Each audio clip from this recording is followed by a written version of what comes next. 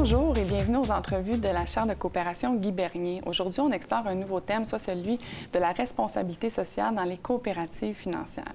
Pour ce faire, on rencontre Mme Rambo Ariasata, professeure à l'UQAM. Donc, Mme Rambo Ariasata est professeure au département de stratégie, responsabilité sociale et environnementale de l'UQAM. Madame, bonjour. Bonjour. Vous allez bien? Bien, merci. Oui, écoutez, dans un premier temps, pourriez-vous un peu nous expliquer le contexte de votre étude, les objectifs visés? Alors, cette étude qui se concentre sur les pratiques et les discours de responsabilité sociale des coopératives financières a été menée suite à un constat de 3 éléments principaux. Tout d'abord, un élément que je qualifierais de pratique. En pratique, on se questionne beaucoup sur la responsabilité sociale des institutions financières, mais habituellement, on amalgame tout. On appelle toutes les institutions financières des banques, alors que les parties prenantes ne sont pas les mêmes dans le cas des coopératives, les enjeux ne sont pas les mêmes, donc on se questionne quand même sur ce qui pourrait distinguer les coopératives. Le deuxième élément qui a motivé, évidemment, c'est un élément théorique. En théorie aussi, les organisations coopératives sont absentes dans les études académique sur la responsabilité sociale, ce qui fait que ça biaise aussi en quelque sorte les approches utilisées, puis les perspectives qui sont favorisées, alors que chez les coopératives, il y a des approches plus opportunes, je dirais, plus sociales, plus politiques aussi, qui sont plus appropriées. Elles sont comme obscurcies par des approches plus managériales, plus opportunes pour les entreprises capitalistes. Donc il y a aussi, je dirais, un angle mort à couvrir au niveau théorique. Puis le troisième élément, côté méthodologique, qui est une implication des limites théoriques, c'est que, évidemment, les échantillons étudiés dans ce domaine-là se limitent souvent aux grandes entreprises cotées en bourse, et les coopératives, du moins celles qu'on connaît en Amérique du Nord, elles ne sont pas cotées en bourse, donc on les oublie souvent. Donc voilà un intérêt qui m'a amené à étudier ces organisations-là. Parfait. En quelque sorte, si je comprends bien, vous avez un peu essayé de comparer les pratiques en termes de responsabilité sociale entre les coopératives financières et les banques régulières, qu'on appelle en quelque sorte. En fait, au début, avant même cette étude, j'étais déjà impliquée dans une autre étude avec une autre chaire, la chaire de responsabilité sociale et de développement durable, et un groupe qui s'appelle le groupe international de recherche en éthique financière et fiduciaire. Et dans l'étude qu'on a menée avec les gens de ces deux groupes-là, effectivement, on s'est intéressé aux pratiques des grandes banques canadiennes et d'autres grandes banques étrangères que l'on peut appeler donc capitalistes, donc les banques traditionnelles cotées en bourse. Et donc, on a quand même pu dresser un portrait de ce que font ces banques capitalistes-là. Donc, à partir de là, on savait quand même ce qui étaient les pratiques et les discours génériques. Et donc, on s'est dit, qu'est-ce qui serait différent chez les coopératives? Moi, je me suis intéressée par la suite aux coopératives à partir donc des pratiques génériques et des discours génériques qu'on retrouvait déjà chez les banques. Oui. Parfait. Donc, il y a une première étude, du moins une première étape qui a été faite. Vous avez regardé ce qui se fait chez les banques. Et là, présentement, vous êtes attardé sur ce qui se passe dans les coopératives. Dans ce cas-ci, Dans ce cas-ci. Et comment vous avez procédé pour ce faire? Donc, à partir de l'étude menée, donc les résultats de l'étude menée préalablement sur les grandes banques, mais aussi à partir de la littérature même, parce qu'il y a quand même certains écrits qui ont précédé le nôtre. Donc, on a posé quelques hypothèses, et compte tenu aussi de ce qu'on connaît des coopératives en général, donc des valeurs, des principes, des traditions en matière de gouvernance, d'offres de services, d'inclusion. Donc, on a construit des hypothèses de travail. Je spécifie que c'est une étude qualitative, mais ce qui ne nous a pas empêché d'avoir des hypothèses de travail de départ. Et à partir de la littérature, donc, on a formulé certains codes, des codes qu'on utilise dans les études qualitatives, et on est allé étudier en deuxième étape, à partir de documents publiés par les coopératives, donc des rapports de responsabilité sociale ou des rapports de développement durable, mais aussi d'autres documents officiels. On est allé voir ce qui se dit en matière de responsabilité sociale. Et en plus de cela, comme j'ai eu un échantillon à la fois canadiens et européens, 2 entreprises canadiennes et 3 entreprises européennes. Dans les cas canadiens, j'ai quand même eu accès à des entretiens avec des cadres de ces institutions-là. Donc, toutes ces sources-là ensemble, toutes ces données-là ensemble ont été analysées en utilisant une méthode qualitative. J'ai utilisé une grille à partir de codes et c'est là que j'ai commencé à repérer les pratiques qui sont censées être distinctives ou qui ont émergé comme distinctives. Justement, avant qu'on arrive dans le nœud du sujet, un peu juste avant que vous nous dites exactement quels ont été les résultats, parce que c'est surtout, on a bien hâte d'arriver à cette section puis connaître qu'est-ce qui est arrivé. Juste pour clarifier au niveau de, quand vous parlez de qualitatif, en fait, c'est que vous voulez dire, ça a été des entrevues, comme vous nous l'avez dit, l'étude de documents, mais vous n'avez pas passé de sondage comme des questionnaires à répondre. Oh non, non, pas de questionnaire. C'était vraiment purement qualitatif. De documents et vraiment des entrevues avec certains responsables. Super. Et puis, qu'est-ce que vous en avez tiré? Quels sont les résultats de votre enquête? Alors, je reviens un peu à la question principale pour bien positionner les résultats. La question principale a été donc de savoir qu'est-ce qui distingue les coopératives en matière de pratiques et de discours de responsabilité sociale. Est-ce qu'il y a des pratiques qui sont distinctives? Alors, si on répond très globalement, on peut dire qu'il y a une distinction potentiel dans le sens où, selon les gens même qu'on a interviewés et les documents même qu'on a analysés, il y a un potentiel de distinction, mais si ce potentiel n'est pas connu des membres, ça devient dormant. Donc, par exemple, je donne un exemple vraiment concret. Quand on parle de finances responsables ou d'offres de produits responsables ou éthiques ou verts, le fait juste d'offrir ce genre de produit, c'est considéré responsable. Mais si ce n'est pas connu des membres, l'existence de ce produit-là, mais ce n'est pas plus différent de ce qui se passe chez les banques, parce que c'est juste une offre de produits parmi d'autres, mais ce n'est pas connu des clients dans le cas des banques, ce n'est pas connu du public plus large. Alors, dans le cas des coopératives, le défi en plus, le potentiel en plus qui devrait être exploité ou qui est déjà exploité par certains, c'est cette offre non seulement de produits, mais aussi offre de connaissances sur le produit, notamment en matière d'éducation financière. Et c'est là que j'ai été poussée à explorer davantage parce que ce concept d'éducation financière, inclusion financière, littératie financière se répétait très souvent.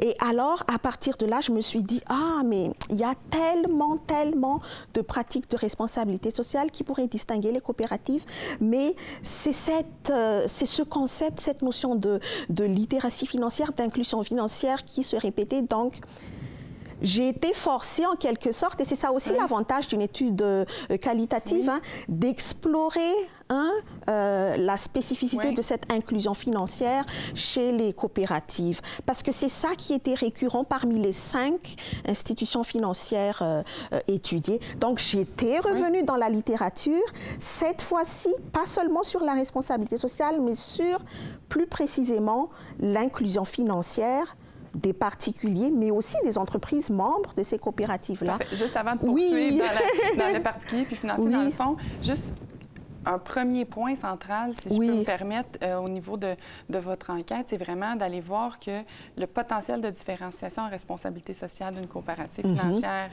est là. Mais il doit être exploité seulement si la coopérative arrive à en faire la promotion, à le faire connaître de ses membres. Oui, c'est ça. Sinon, on ne voit pas de distinction et cet avantage-là n'est pas exploité. Je comprends bien. Parfait. Et au niveau de ce que vous m'expliquez par rapport aux membres, aux entreprises membres... C'est ça, oui. Donc, cet effort d'éducation ou de sensibilisation, de partage de connaissances aux membres, donc génériquement, on peut appeler ça de l'éducation, de l'inclusion, de la littératie financière. Donc, c'est ça qui est au niveau procédural du processus pourrait constituer une distinction si on est avancé là-dessus. Alors, qu'est-ce qui se passe avec ça? Il y a différents niveaux. Alors, j'ai un graphique qui émane donc des résultats que j'ai construits à partir des données empiriques disponibles, mais aussi du retour dans la littérature sur l'inclusion et la littératie financière. Alors, sur cette graphique qui, j'imagine, est disponible disponible pour être visionné. Donc, sur l'axe des abscisses, il y a les niveaux de littératie potentielle des membres ou des clients. Donc, quand on dit le niveau de littératie, c'est comme le niveau de connaissance. C'est ça, possible. Oui. Parfait. Donc, cela va de connaissances cognitives, c'est-à-dire le fait d'avoir de l'information de base sur un produit ou un service, et ensuite un niveau plus avancé, habileté, où on est capable d'interpréter la qualité du produit par rapport à ce qu'il y a sur le marché, à ce qu'il y a donc dans l'environnement économique où c'est offert. Et ensuite, un troisième niveau de connaissance ou de littératie qui est l'aptitude. Là, ça rentre un peu plus dans le comportement, la prise de décision du membre. Donc, il est capable même de se situer, compte tenu de sa position socio-économique, de prendre des décisions, par exemple, à savoir, est-ce que je prends ce fonds éthique, est-ce que je l'achète ou pas, est-ce que ça convient à ma situation financière, est-ce que je prends ce prêt hypothécaire, est-ce que ça convient par rapport à ce qui est sur le marché, et pas seulement par rapport à ce qui est sur le marché, mais mon historique de crédit, ce qui pourrait potentiellement m'arriver par rapport à mon emploi, etc. Donc, sur cet axe-là, on passe en quelque sorte d'un niveau où la simple connaissance de l'existence d'un produit à la prise de position, voire la prise d'action potentielle suite à la compréhension puis à l'assimilation de ce produit-là. C'est ça. J'étais au troisième niveau, mais il y a encore un quatrième niveau qui est le plus avancé quand le membre ou le client ou le sociétaire veut même questionner la pertinence de certains produits qui lui est ou des produits qui lui sont proposés. Donc, il devient plus actif dans son propre apprentissage. Et ça arrive aussi dans le cas des PME ou des entreprises membres qui veulent explorer davantage des sujets qui ne sont pas que financiers, mais pourraient même être économiques. Par exemple, on ne se situe pas seulement au niveau de la qualité d'un produit offert, mais on va même demander des conseils sur, par exemple, le transfert d'entreprise, la relève, des sujets économiques plus larges qu'on demanderait aux banquiers, à nos caisses de nous offrir comme connaissances. Donc, ça va vraiment d'un simple accès à l'information jusqu'à très, très loin, ce qu'on appelle empowerment, où là, le membre, le sociétaire, le client a plus de pouvoir. Donc, ça, c'est l'axe des X.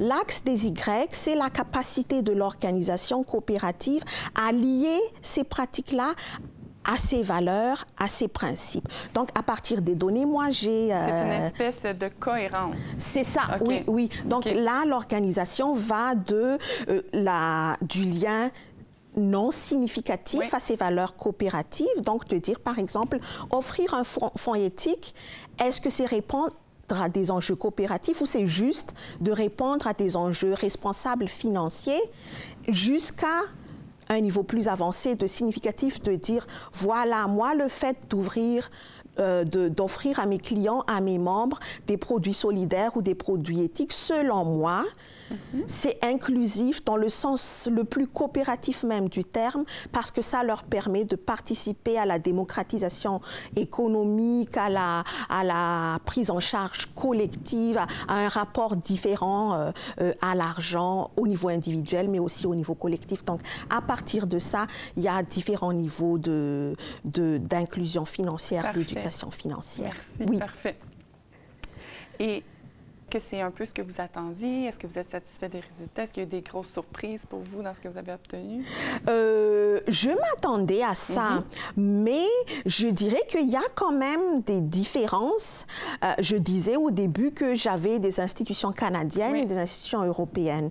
Donc, je me suis dit qu'il y aurait peut-être des différences par région.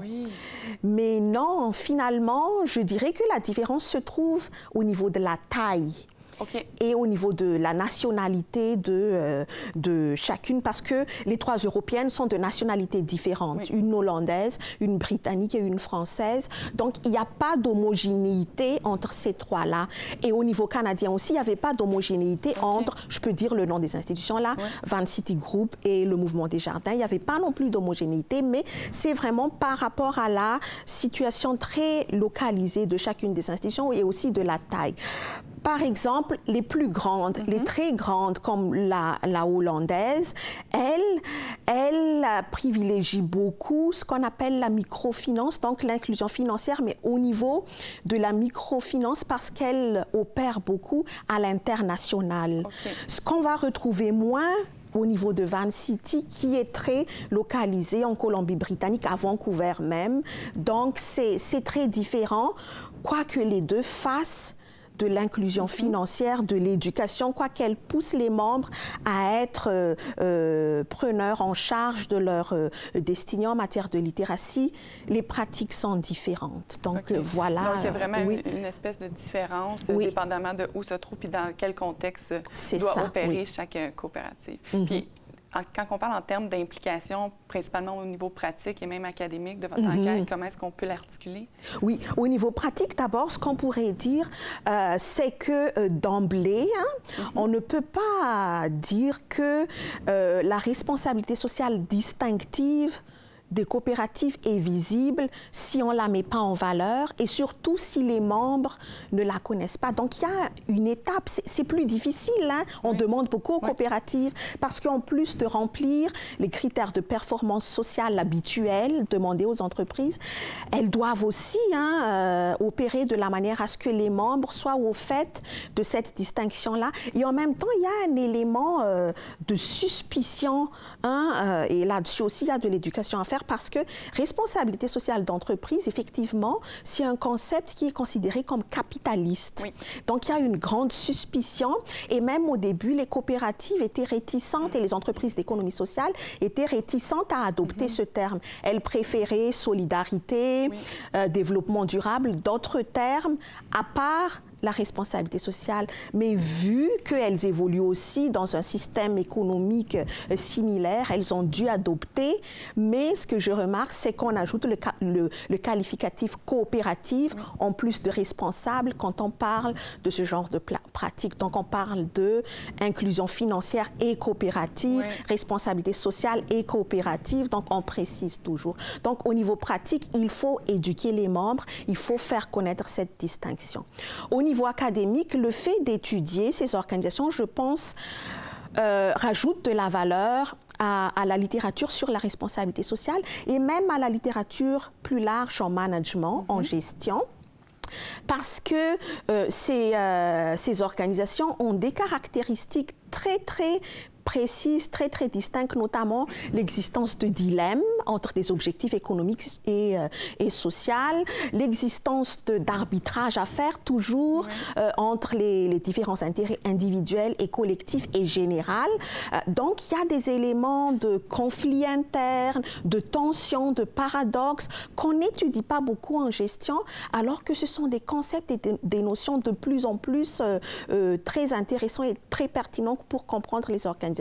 Donc, le fait d'étudier les coopératives apporte cette plus-value-là à la littérature sur la responsabilité sociale et en gestion plus large. C'est sincèrement très intéressant. Puis comment vous voyez un peu, parce que c'est quand même, c'est un sujet très riche, j'imagine qu'on peut l'exploiter encore longtemps. Comment vous voyez les suites de cette étude?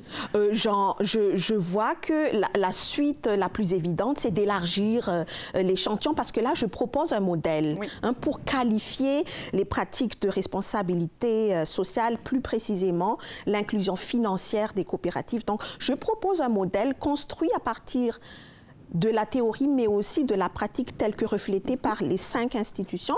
Donc, il y a une réplication à faire, une validation à faire plus largement au niveau d'autres pays, d'autres coopératives. Donc, ça, c'est une suite logique, je pense. Mais ce qui n'a pas été fait au niveau méthodologique, je pense, c'est d'approcher les membres même. Oui.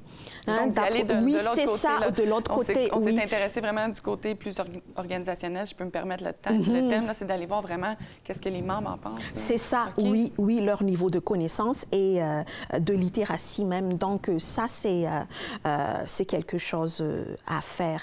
Et évidemment, un facteur que j'ai dû oublier, mais qui est très important, à part l'éducation des membres, le support institutionnel, c'est-à-dire un gouvernement, un État qui est favorable à une économie plurielle, donc à l'existence des coopératives, des entreprises d'économie sociale. Ça aussi, c'est un facteur très important qui pourrait permettre aux coopératives d'être plus enclines à mettre en valeur leurs différences. Eh bien, Madame Ramboua-Riassata, sincèrement, c'était très intéressant. J'espère qu'on aura la chance de vous accueillir pour voir les suites de cette étude-là, puis je vous souhaite sincèrement un très grand succès dans vos recherches. Merci. Je vous remercie beaucoup et puis j'aimerais aussi profiter de l'occasion pour remercier la chaire de coopération Guy Bernier qui a participé financièrement à la réalisation de l'étude et qui a organisé cette entrevue.